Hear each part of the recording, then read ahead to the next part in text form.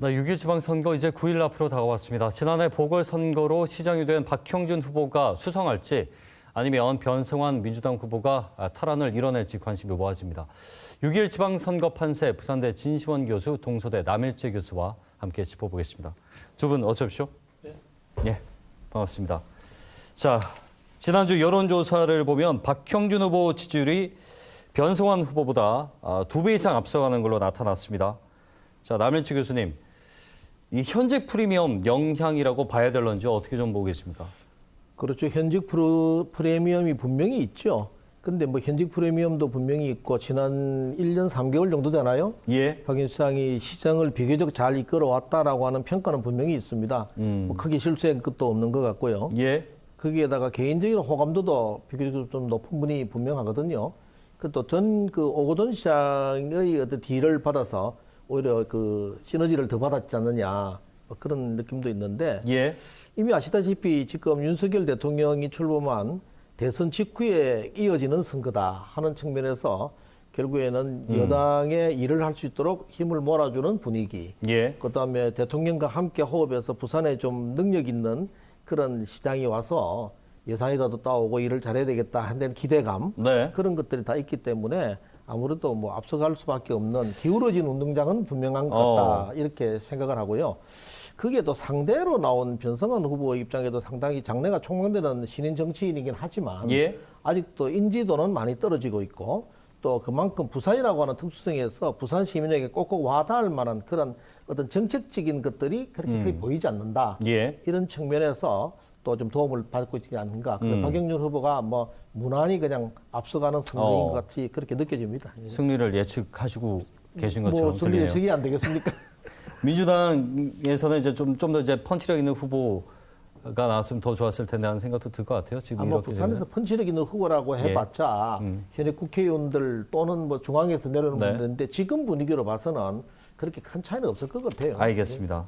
뭐 여러 가지 원인들로 지금 박형준 후보가 앞서가고 있다. 자, 진시원 교수님, 그 민주당으로서는 지금 지지율 차이도 꽤 있고 그리고 변성환 후보를 지지한다고 한 층 중에 반드시 투표하겠다는 응답자가 낮은 걸로 나타났거든요. 이 부분도 상당히 고심일 것 같아요. 어떻게 좀 보고 계십니까? 그렇습니다. 말씀하신 대로 지금 이중의 어려움에 처해 있죠. 그러니까는 작년이죠. 부산시장 보궐선거, 그다음에 이번 대선. 연이어 민주당은 패배를 했고, 그 패배 이후에 민주당 지지층들은 일종의 피로감, 이런 것에 좀 빠져 있는 것이거든요. 그래서 그 부분에서 지지율도 낮은데 적극적인 투표 의사도 떨어지는 지금 이런 어려운 상황입니다. 그래서 이중의 어려움인데, 근데 문제는 제가 보기에 투표율이 뭐 지방선거 투표율이 당연히 떨어지지 않겠습니까? 예. 대선보다 60대 초중반이 나올 것인데 부산은 또 보수 대 진보가 보통 한 6대 4 정도 구도를 형성하고 있지 않습니까? 예. 그래서 6대 4 구도기 때문에 어느 한쪽에서 적극적으로 투표를 한다면 특히 이제 경합 지역에서는 이길 수도 있다. 예. 그래서 민주당으로서는 지금 계속해서 투표를 많이 하면 이길 수 있다. 이런 지금 슬로건을 계속 내보내고 있는데요. 민주당 지지층 좀 피곤하시더라도 반드시 좀 투표를 해야 된다. 예. 국민의힘도 너무 부산이 보수로 회귀했고 그다음에 또 승리가 보인다 그래서 방심해서 투표를 안 한다. 예. 이러면 또 역풍이 또 불 수도 있기 때문에 그런 부분이 좀 남아 있다. 그리고 지난 대선 때도 지지율이 민주당 후보 지지율이 20%대에서 시작됐지만은 결국에는 38%까지 올라가지 않았습니까? 예. 이번에도 그 정도 30% 후반대까지는 올라갈 것 같다. 그렇지만 뭐 이걸 뒤집기는 어려운 상황이죠. 예. 그래도 의미 있는 선거를 하기 위해서는 지지율을 그래도 38% 이상은 끌어올리는 게 과제가 아닌가 이렇게 네. 봅니다. 알겠습니다. 지지 유보층도 앞서서 우리 화면에 나왔듯이 아직까지 좀 있고요. 교육감은 뭐 더하고. 투표율이 이제 높게 나온다는 것은 이제 60% 정도. 뭐 대선만큼은 당연히 힘드니까. 그렇죠. 이제 초중반 그렇죠? 나오지 않겠나. 예, 네. 알겠습니다. 자, 남 교수님, 정권 교체 후에 첫 지방선거고요. 또 대선 끝나고 뭐 얼마 안 됐습니다. 뭐 그 여진, 말씀하신 여러 가지들이 계속 이어지고 있는데 새 정부를 견제하느냐 아니면 이제 힘을 실어주느냐 일단은 여당이 좀 우세한 걸로 봐도 뭐 무리가 없을런지요? 어떻게 좀. 네. 그렇습니다. 지금으로서는 아직 여당 견제가 나오기는 시기가 너무 이르죠. 예. 지금은 힘을 모아서 일을 하게끔 만들어줘야 하는 분위기고요. 뭐 언제든지 정권 초기에는 밀월 기간이라는 것도 있는데 네. 우리나라 정치가 조금 그걸 조금 건너뛰는 조금 묘항세지만은 지금이라도 윤석열 정부가 한 1년 정도는 예. 일을 해 나갈 수 있도록 도와주는 것이 맞을 것이다. 그런 측면이 아마 국민들에게도 들어왔을 것이고 부산 시민도 아마 그렇게 느낄 거 있을 거예요. 예. 거기에 근데 더욱더 힘을 받게 해주는 것이 이번에 바이든 미국 대통령이 이제 와서 네. 소위 경제 안보 동맹이라고 하는 새로운 화두를 줬어요. 그래서 안보는 뭐 미국, 뭐 경제는 중국 그러다가 이제 안보도 경제도 모두 미국이라고 하는 예. 문제를 던져줬는데 미국과 함께 경제를 특히 반도체 공급망 동맹체 이런 얘기들을 던지면서 어쩌면 이제 경제가 아주 나쁘다. 미래가 아주 불투명하다라고 생각했던 우리 국민들에게 미국과 함께 가는 경제라고 하는 것이 상징성이 더 예. 좋아지지 않겠는가 하는 바람도 있을 거란 말이죠. 그럼 그것이 잘 되도록 만들어줘야 되니까 그런 흐름이 좀 더 있지 않겠는가. 예. 뭐 이런 생각은 해볼 수 있는 거죠. 그래서 방금 말씀하신 대로 야당도 이제 한덕수 그 총리 인준도 해줬고요. 그만큼 그 이제 잡으려면 잡아봤으니까 이제는 국정에 좀 협력하는 태도를 서로 보여주는 이런 모습을 하는 것이 예. 지방선거에도 민주당에게 유리할 거예요. 지금 계속해서 뭐 벌써 여당 견제론 나와가지고는 될 일이 아니다. 네. 그런 생각을 합니다. 알겠습니다. 힘을 좀 모아줘야 되겠나 지금 생각합니다. 이제 뭐 한미 정상회담 시기도 뭐 이제 끝난 지 얼마 안 됐고 이게 지방선거 요것도 사실 이제 미국과의 우호 관계가 강화된 부분도 영향이 있을 수 있다는 당연히 거죠. 영향이 있죠. 지금. 알겠습니다.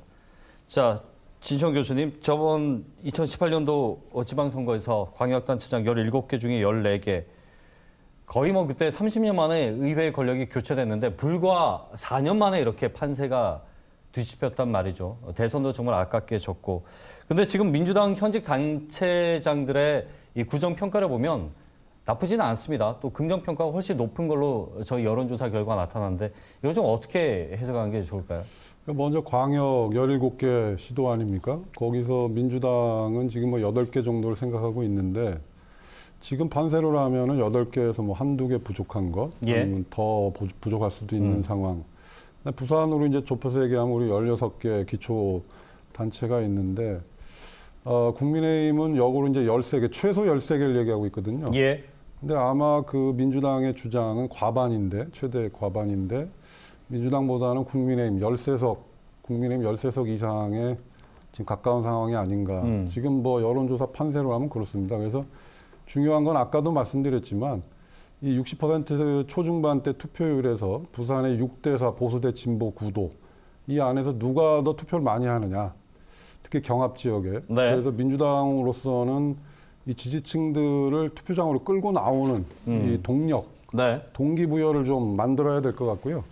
제가 보기에는 민주당 정책은 국민의힘은 이번에도 뭐 개발이나 부동산 탈규제 이런 쪽으로 이제 토건 중심으로 나오는데, 민주당의 전통적인 강세는 복지 분야, 그다음에 이제 시민들의 삶의 질 부분 이런 거 아니겠습니까? 예. 그래서 여기에다 이제 생활 정치까지 더해서 생활 정치와 복지, 삶의 질 이런 부분에 좀 대대적인 정책을 끌고 나와야 되는 거 아닌가? 네. 그래서 좀 대결 국면을 만들고 부산 시민들도 다시 한번 생각하게 만드는, 그러면서 민주당 지지층들을 투표장에 끌고 나오는 이런 좀 정책의 전환이 좀 필요한 시점이 아닌가 이렇게 생각됩니다. 국힘이 우세한 거는 맞지만 그렇다고 이제 무당 층이나 유보층을 고려했을 때 막판까지 뒤집을 만한 어떤 전환점을 빨리 마련하는 게 중요하다는 그렇죠? 거죠. 지지층이 예. 40% 지지층이 다 동원된다면 투표율에 따라서 가능성도 생기는 부분이 알겠습니다. 분명히 있는 것이죠. 그 얘기 나온 김에 짧게요. 이게 진보 정당이 지금 그 연대를 해서 김영진 후보를 공동 후보로 내셨지 않습니까? 뭐 다당제 목표도 있을 테고요. 진보 정당 연대의 의미를 좀 짧게 좀 잠깐 정리해 보죠. 이번 선거에서. 예, 진보당, 정의당, 노동당, 녹색당, 그렇죠. 그다음에 민주노총 부산본부까지 이번에 단일 후보를 냈죠. 이제 울산 지역도 했고 경남 지역도 했는데요. 이게 그 뭐 보수는 부패로만 하고 진보는 분열로만 간다 그랬는데 이번에 그 흐름을 좀 끊는 것이죠. 그래서 이참에 아예 민주당이나 진보적 시민사회단체까지 다 참여하는 진보 진영 지역 정치의 플랫폼을 좀 만드는 게 어떻겠는가. 예. 그래서 진보 의제, 생활 의제, 부산형 의제를 개혁 의제 이런 것들을 묶어내는 좀 플랫폼을 만들 때가 되지 않았나. 그래서 군소 진보 정당 이외의 민주당, 그다음에 진보적 시민사회 단체까지 다 어우르는 이런 좀 진보 개혁, 민주 이 네트워크, 네. 플랫폼 이런 것들을 좀 생각해 볼 때가 되지 않았나. 이런 생각이 좀 강하게 좀 듭니다. 자. 남 교수님, 교육감 선거가 이번에 아주 치열합니다. 그리고 지지 유보층도 상당히 높아요. 거의 뭐 60% 가까이.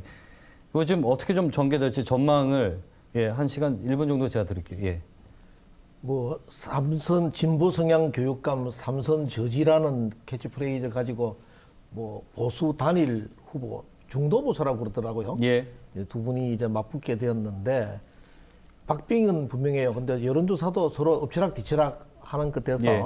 근데 그만큼 교육감 선거가 조금 시민들에게 어필하는 편 적어서 그렇는지 예. 모르겠습니다. 근데 역시 그 보수 진보의 성향을 보여서 그렇는지 남성 60대는 보수 쪽 예. 한윤수 후보에게 네. 그다음 젊은 이들과 여성들은 아직 김석준 현 교육감에게 뭐 이렇게 하는 경향이 나타나고 예, 있는 것 같아요. 예. 근데 결국에는 의사표명을 하지 않고 있는 사람들의 의중이 문제다는 거는 이제 분명하겠죠. 근데 이 점에서 아쉬운 점은 진보든 보수든 그걸 떠나서 부산 교육을 위해서 무엇을 하겠다 예. 하는 자기 교육 철학을 내놓고 분명히 시민들에게 교육은 이런 것이다 하고 내놓는 게 있어야 되는데 두 후보 모두 그런 거는 별로 보이지 않고 네. 서로 상대방 도덕성에 대한 흠집을 내는 네거티브로 가고 있고 고소고발전 하는 게 좀 아쉽다. 좀 그렇죠. 그런 측면이 있어서 좀 지켜봐야 될 것 같습니다. 알겠습니다. 예, 조금 전에 저 남인식 교수님께서 그 보수 단일 후보라는 표현을 쓰셨는데 지난번에 저희가 설명드렸다시피 이제 단일은 쓸 수 없다는 부분을 정정을 해드리겠습니다. 여러분의 양해를 잠깐 구하겠고요. 자, 남 교수님, 진 교수님도 짧게 예, 교육감 선거 전망해 주시고 끝내죠. 예. 이제 교육감 선거는 뭐 투표용지에 당 이름도 없죠. 그렇죠. 번호도 없습니다. 네. 이 얘기는 취지가 교육은 정치도 아니고 이념도 아니라는 그런 취지가 합의가 있었던 거죠. 예. 그래서 이번에도 진정 교육을 위한 교육자가 누군지, 교육감이 누군지, 정치 성향을 가지고 이념으로 교육을 접근하는 사람이 누군지, 네. 우리 아이들의 미래, 부산형 교육, 학생들의 교육을 누가 생각하는지 이 부분을 잘 따져보셔야 될 것 같습니다. 알겠습니다. 자, 6일 지방선거 이제 9일 남았는데 선거 판세 한번 살펴봤습니다. 오늘 두 분 고맙습니다. 네. 부산대 진시원 교수, 동서대 남혜지 교수와 함께했습니다.